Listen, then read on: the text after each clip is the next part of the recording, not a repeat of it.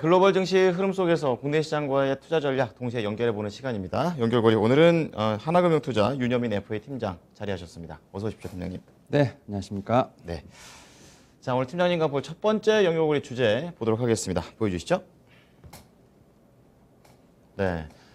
자, 월트 디즈니 2021년 하반기 탑픽으로 선정됐다. 월트 디즈니 하니까 딱 OTT가 먼저 떠오르는데요. 세부적인 내용 좀 해주실까요? 예, 일단은 실적이 좀 3분기 이제 뭐 회계연도니까 발표가 됐는데 네. 사업 조율까지 실적이 좀 발표가 됐습니다. 특히 이제 두 가지 부분에서 좀 매출을 좀 주의 있게 봐야 되는데 미디어 앤 엔터테인먼트 배포 부분 말씀하셨던 뭐 OTT 관련된 부분이겠죠. 지금 매출이 126억 정도가 되면서 전년 동기 대비 18%좀 증가를 했고 사실 이제 좀 주의해야 될 게 뭐냐면 그 파크 앤 익스피리언스 앤 프로덕션 해갖고 아마 제가 볼 때 이게 놀이공원부터 시작해서 일단 그런 것 같아요. 네. 예, 오프라인인 것 같은데 네.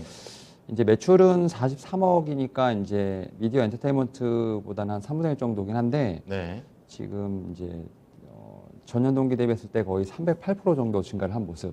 그러니까 이제 작년에 아예 이제 못 갔으니까 아예 닫아버렸죠. 예, 올해 이제 기저효과가 좀 나타난 것 같아요. 그래서 사실 모건 스탠리에서 좀 이제 하반기에 지금 월트 디즈니 좀 봐야 되지 않을까, 좀 탑픽으로 선정이 됐습니다. 그렇군요. 일단은 좀 이제 오프라인에서 어떤 그 실적이 좀 올라오고 있고 일단 다시 뭐 코로나19가 좀 강해진다 하더라도 네. 지금 미디어 쪽이랑 이런 쪽이 워낙 잘 나오고 있기 때문에 이제 오프라인과 온라인의 좀 어떤 그 매출이 좀 밸런스가 맞는다라고 좀 얘기를 하고 있는 것 같아요. 근데 이제 좀 두 가지 약간 호재가 있다고 볼 수 있을 것 같은데 일단 첫 번째로 미국 플로리다주에 있는 그 디즈니 월드 리조트 같은 경우는 이제는 마스크를 이제 의무 규정을 좀 해제를 했습니다. 그래서 뭐 줄을 서거나 뭐 테마파크 이제 실외 뭐 대기주 이런 데 있어서 좀 그 마스크를 그냥 벗어도 된다라고 좀 얘기가 나온 것 같아요. 그래서 19일부터 지금 적용이 되고 있고 예. 물론 이제 뭐 버스라든지 뭐 모노레일 뭐 스카이라이너 같은 이제 2세 이상의 지금 방문객들에게는 이제 백신 접종 여부와는 무관하게 마스크 착용 규정을 유지하고 있지만 결국 이제 제가 볼 때는 이제 이 테마파크 같은 경우는 마스크 없이도 이제 이용할 수 있다라고 하면서 좀 더 그 관광객이라든지 혹은 이제 좀 이용객이 늘지 않을까 좀 생각을 하고 있고 네.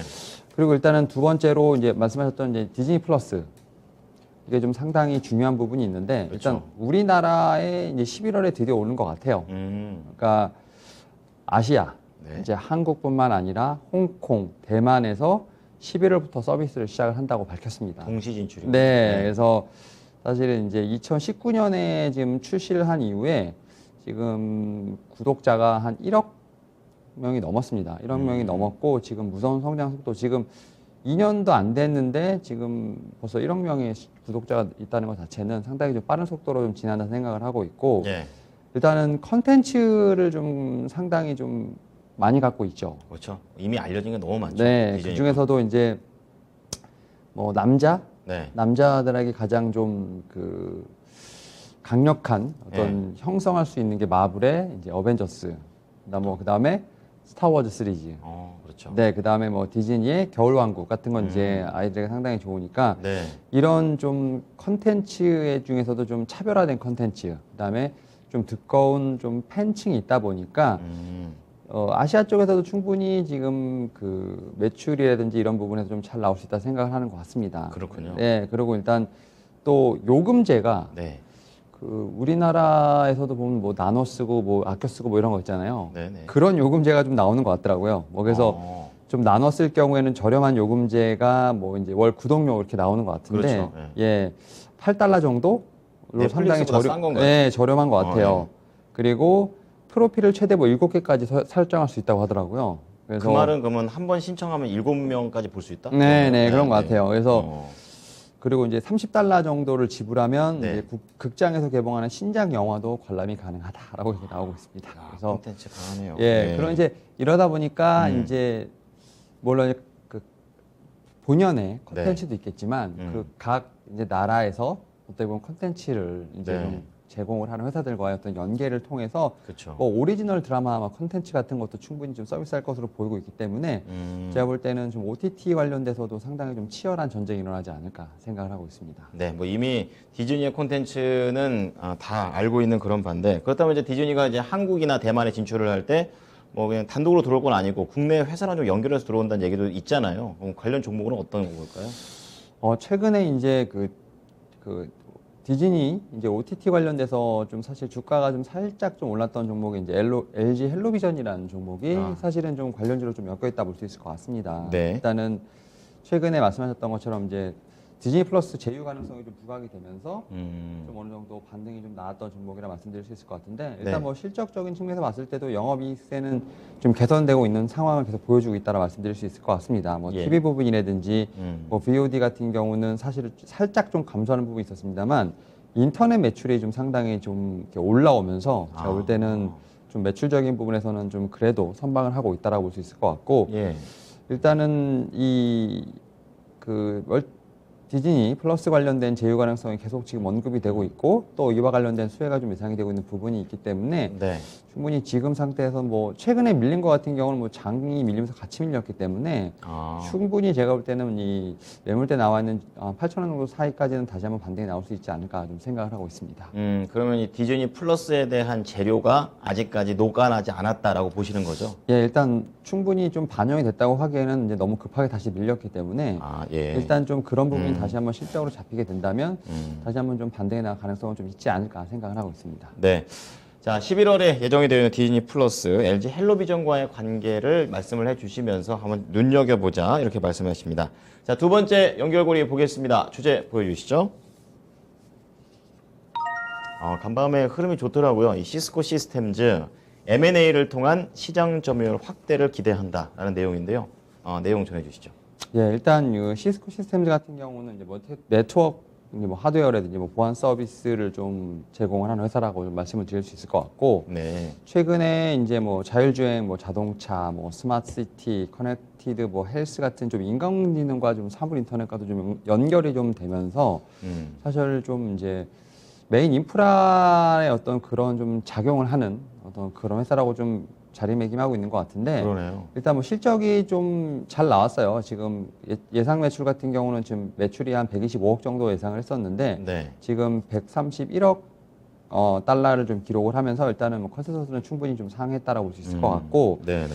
그리고 일단은 실적 전망에 대해서 일단은 뭐 상당히 긍정적이라 보는 것 같습니다. 일단은 하반기에도 좀 충분히 좀 높은 가이던스를 좀 제시를 하고 있기 때문에 경영진이 좀 상당히 좀 자신 있다라고 볼 수 있을 것 같아요. 일단은 뭐 어제도 말씀을 드렸지만 이제 뭐 5G라든지 결국 이제 AI 이제 좀 4차 산업과 관련된 이제 회사들 같은 경우는 네. 좀 상당히 좀 수요에 대한 부분에서 좀 확신을 하고 있는 것 같아요. 경영자들이 좀 확신을 하고 있는 부분이 있다라 말씀드릴 수 있을 것 같고 그렇군요. 예, 이에 따라서 일단은 뭐 업사이드도 한 20% 이상 좀 있다라고 좀 보는 것 같습니다. 그리고 여기 또 이제 제가 말씀드려야 될 게 이제 대부분의 회사들이 지금 미국 회사들은 좀 M&A를 좀 상당히 좀 자주 하는 것 같습니다. 특히 이제 네트워크 간의 커뮤니케이션이 좀 가능한 기술 업체인 지금 세토나를 1억 달러에 지금 5월에 지금 M&A를 했는데 네. 그 이어서 지금 또 M&A를 좀 추진하고 있다고 보고 있는 것 같습니다. 지금 앱사곤이라는 회사인데 지금 이스라엘의 클라우드 스타트 법인 회사라고 보는데 이 회사도 클라우드. 이제 5억 달러 정도? 그러니까 지금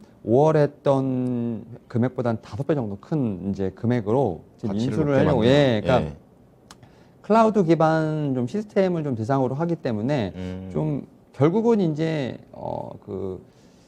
계속 어제도 말씀을 드렸지만 네트워크 간에서 아까 뭐 5G, 6G 같은 통신 장비의 그런 주파수 위에서 결국 이제 클라우드를 좀 구현할 수 있고 또 AI 좀 기술을 접합을 하고 네. 또 이제 코로나19로 인해서 어떻게 보면 이렇게 디지털 인포메이션이라든지 어떤 트랜스포테이션 같은 게 좀 상당히 좀 빠르게 진행이 되다 보니까 네. 관련된 부분에서 계속 그런 사업을 늘리고 그다음에 기술을 좀 빠르게 좀 접하기 위해서 M&A를 상당히 추진하고 있다라고 볼 수 있을 것 같습니다. 그렇다면 이제 통신 네트워크 딱 하니까 뭔가 종목이 확실히 좀 좁혀지는 느낌인데 국내에서는 어떤 종목 볼까요?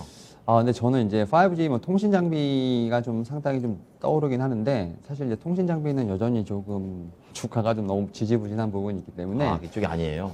저는 오히려 통신사 통신사 쪽으로. 네, SK텔레콤이 그래도 조금은 이런 좀 조정장에서 버틸 수 있는 좀 힘이 되지 않을까 좀 생각을 하고 있는데 네.